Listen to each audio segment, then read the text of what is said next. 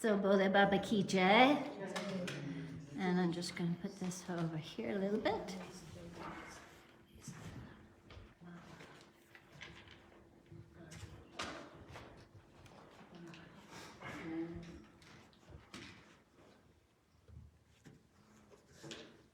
So now we'll begin our continuous chanting, and starting everybody today is Kali Day, Shani Day. So we will begin with Ganesh, asking to remove all the obstacles. This is Facebook on Facebook? we're on Facebook on the Haidakhandi Universal Ashram live stream. But I'll also post it later on the YouTube, and I'll give you that channel. So now you can just enjoy. So the first song to sing is Jai Ganesh, Jai Ganesh. Is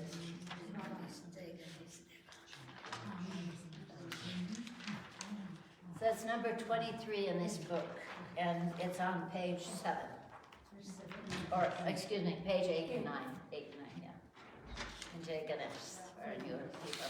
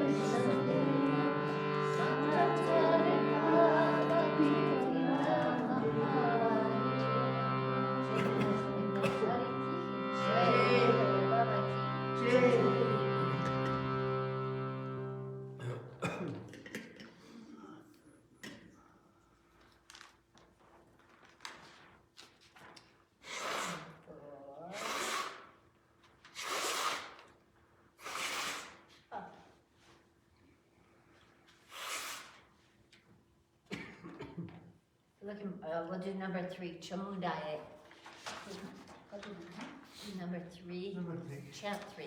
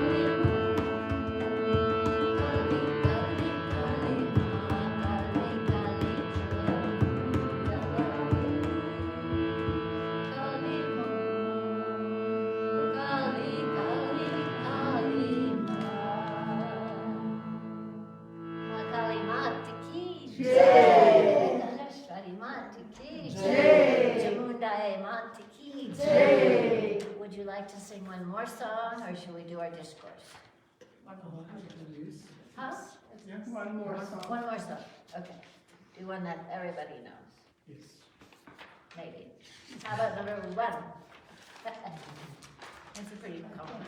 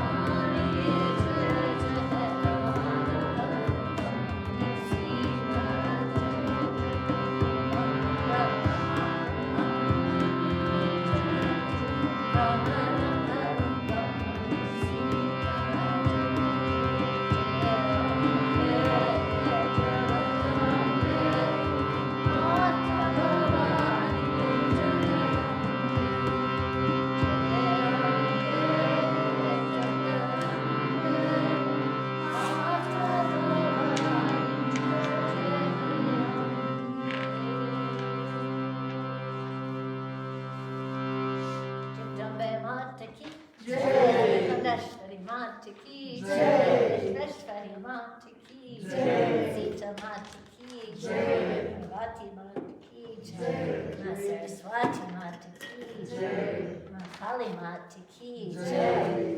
Maha Gauri Mata Ki Jai. Baba Ki Jai. So now we'll have our discourse. And this is a wonderful story about Mahamaya and how tricky she is.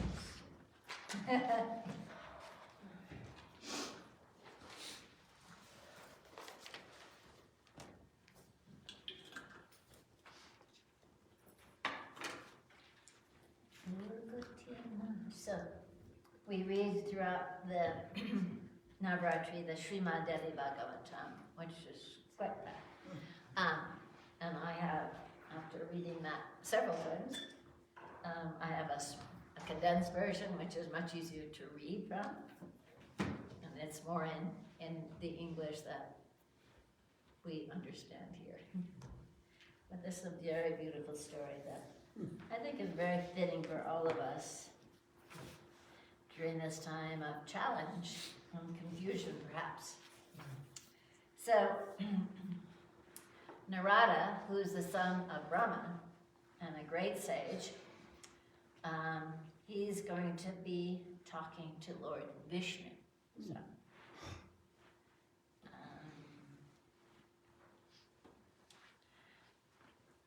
So Narada is actually talking right now to Vedavyasa. Vedavyasa wrote the Srimad Devi Bhagavatam and many other Puranas. And Vedavyasa asked him a question about Mahamaya. He said, oh, I asked the same question of Vishnu. Let me tell you that story. Would you like to hear? The point I was making, O Vedavyasa, was that no creature, great or small, is free of desire, delusion, anger, envy, vanity, and the inevitable suffering that they bring.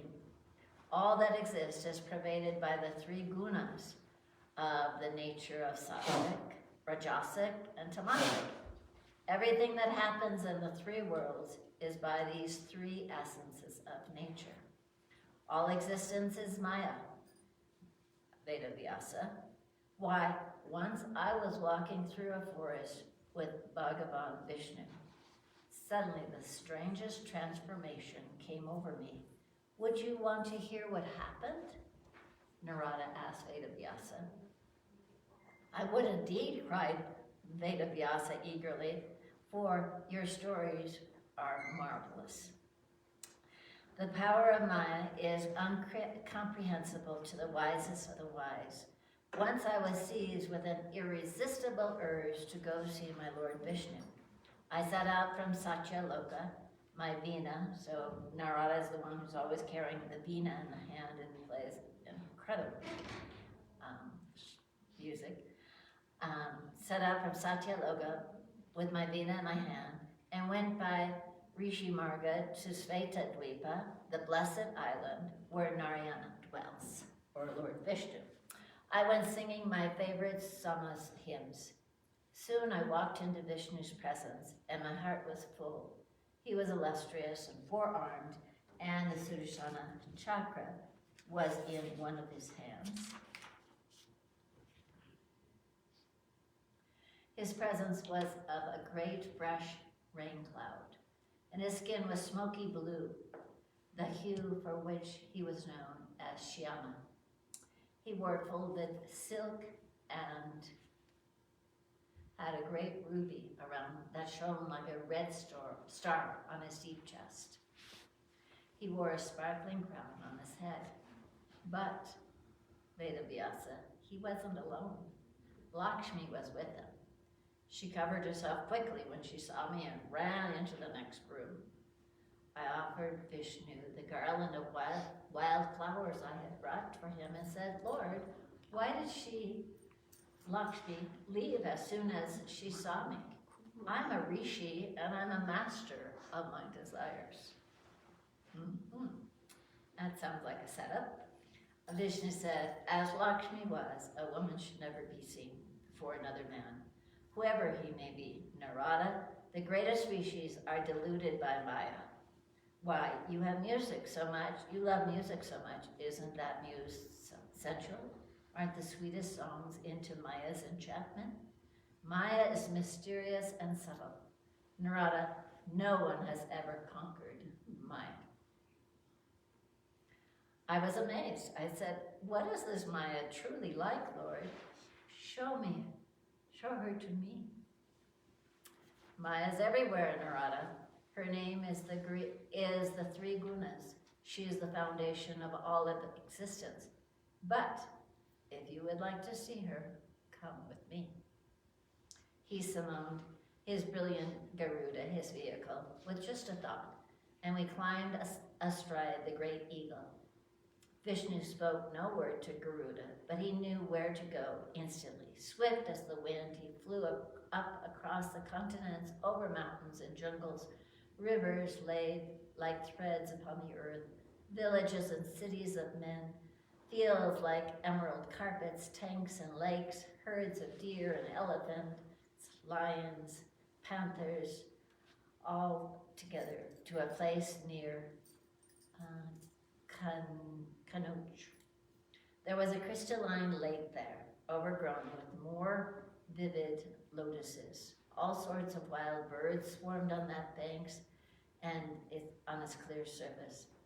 The sounds of geese and teal, cormorants, cranes rose like a quaint symphony around us. It was a charmed place where teeming flocks of pink flamingos fished.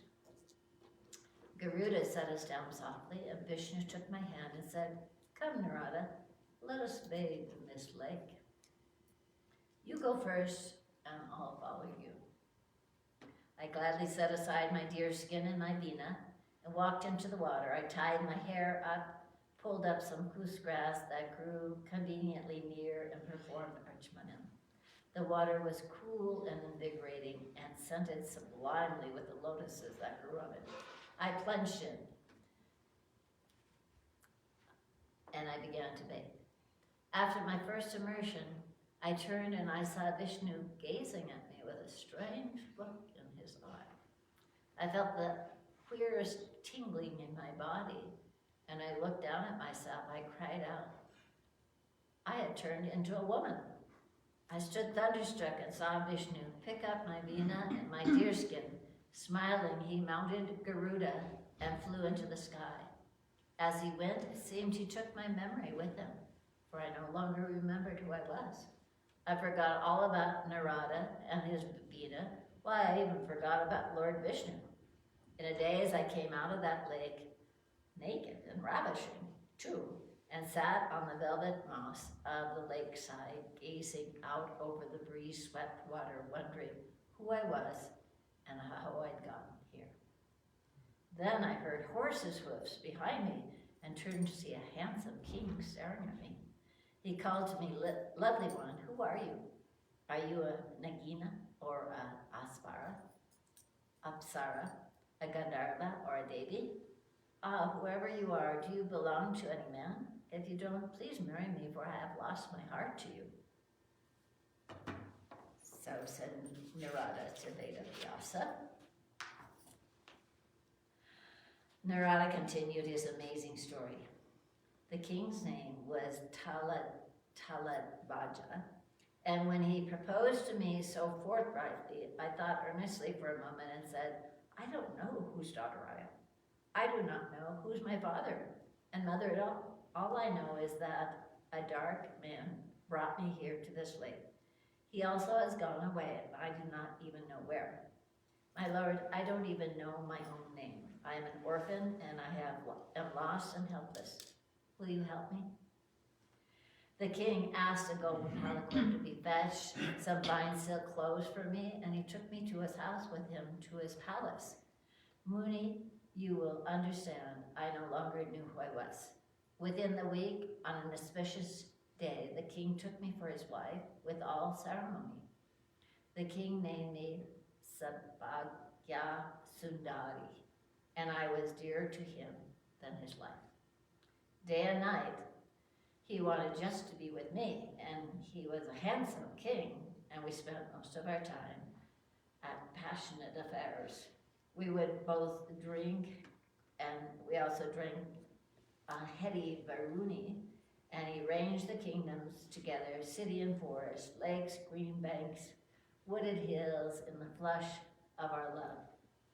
I knew only the king's ardor and remembered nothing of Brahmaloka, the Vedas, or the Shastras. Thus, my friend, 12 years flitted by as if they were just some weeks. One day I realized I was pregnant. The king was beside himself with joy. He spent all his time pampering me, bringing me anything I wanted. Mangoes from faraway distant lands, exotic sweets, milks, honey. He brought me lotuses for my hair and silks obtained from ships that came from across the sea. In time I was delivered of a son. The king's delight knew no bounds, and he named that son Viravarma. 2 years passed, and then I became pregnant again. And again, a fine prince was born to us, and we called him Sudamba. Okay, thank you. Why, in time, I gave birth to 12 boys and spent my days raising them. Our lives were perfectly happy, and soon our princes came of age, and we found suitable brides for them. Before we knew it, the king and I became grandparents. Our palace was full of bright voices and laughter, and all the things that are most precious to human happiness. Of course, I grew increasingly entangled in attachment. No trace of who I really was remained, either upon my person or in my mind.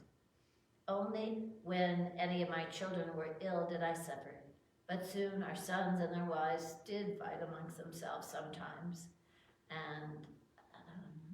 and then I felt anguish and was helpless against time's ravishes that all the living must endure. I sank deeper and deeper into the bondage of samsara. Why, I grew proud, thinking of what a good wife I was, and what an able mother, what a kindly mother-in-law, and loving grandmother. I also thought of myself as a sage queen who had her husband's ear. But fate moves on and sweeps everything before her. My husband had an implacable enemy in the king of a neighboring kingdom. One day that king arrived with his legions to attack our kingdom, and it was besieged, and my sons and grandsons rode out to defend their city. The battle was swift and savage. All my children were slain. My husband barely escaped with his life, and the enemy rode away, having achieved the revenge he wanted for an old slight. I went well into the battlefield. Grief ripped through me, and I could hardly stand it. I flung myself across my sons' and grandsons' dismembered bodies, and my screams rang through across the bloody field. Just then, Vishnu arrived, there in the guise of an ancient and splendid Brahmana. He said to me conversationally, "Why are you crying, gracious woman? You seem to belong to a good family and to be a woman of wealth besides. Your tears are caused by Mahamaya. You are too attached, you are deluded. Go and bathe at some sacred place and offer til and tarpanam for your dead.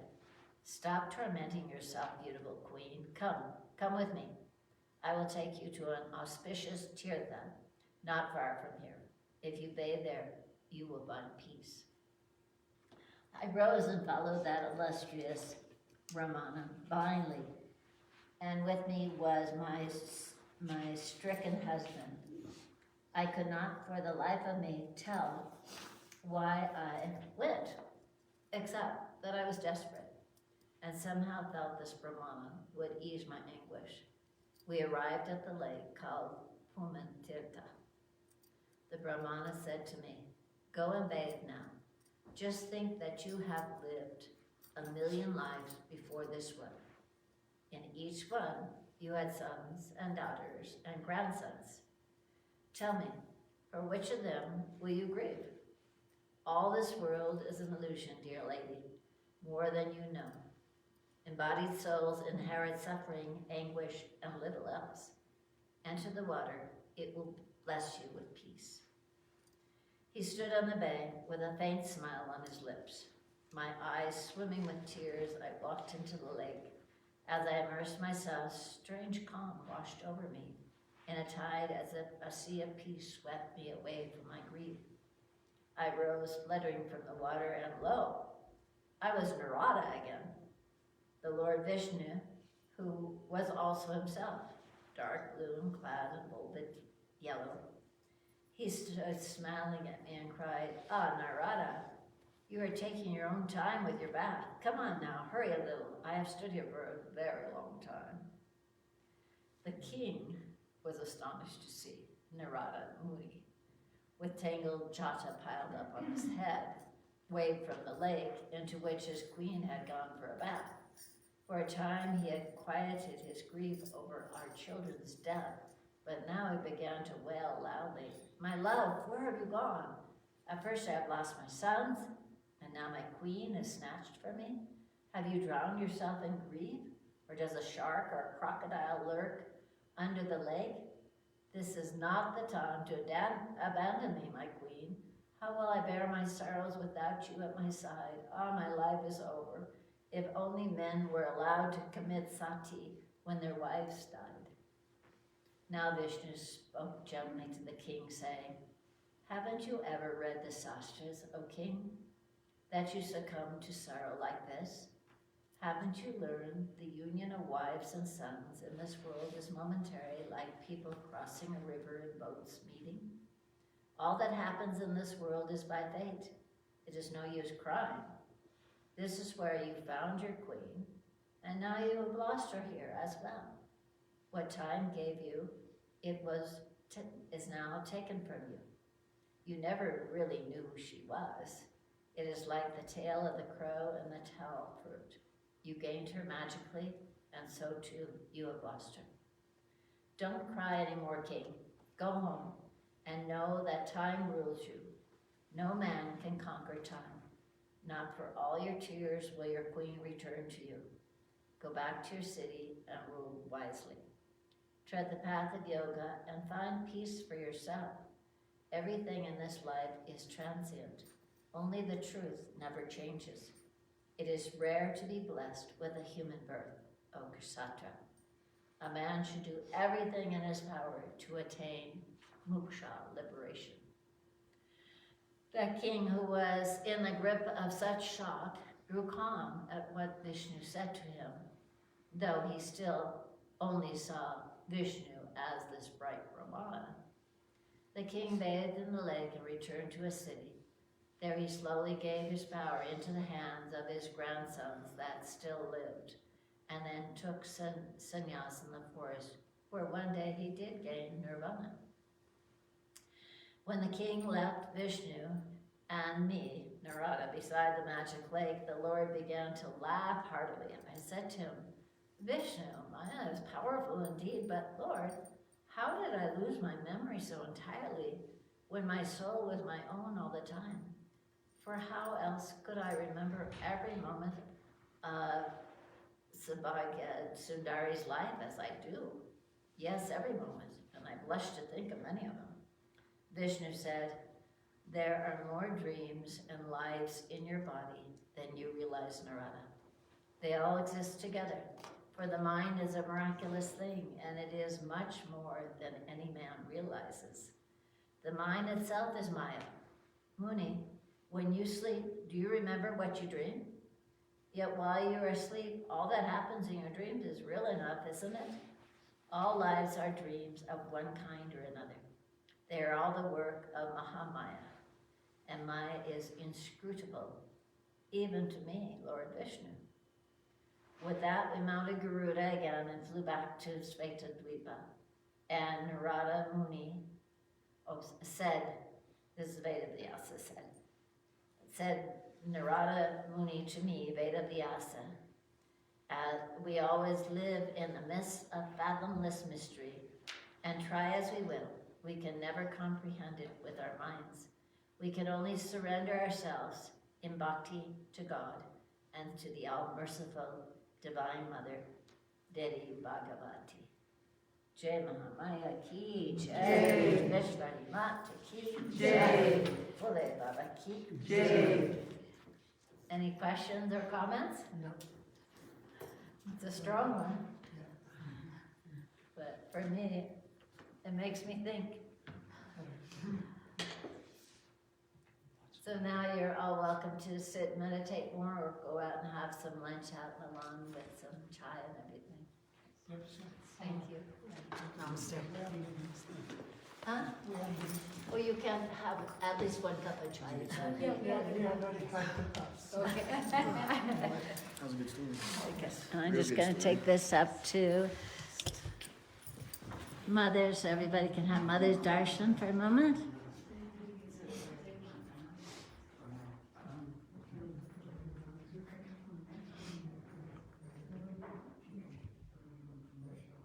Here's our beautiful mother, and Lord Shiva, and Babaji. And may all of our prayers and ceremonies today fill our souls and our hearts with more peace and love that we can share with the whole world. Happy 8th day of Navratri, Astami, Mahagori Day, Bole Baba Ki Jai. We'll be back tomorrow at 9 a.m. for a Devi Puja and 11 a.m. for the fire ceremony, discourse, and chanting. Bole Baba Ki Jai.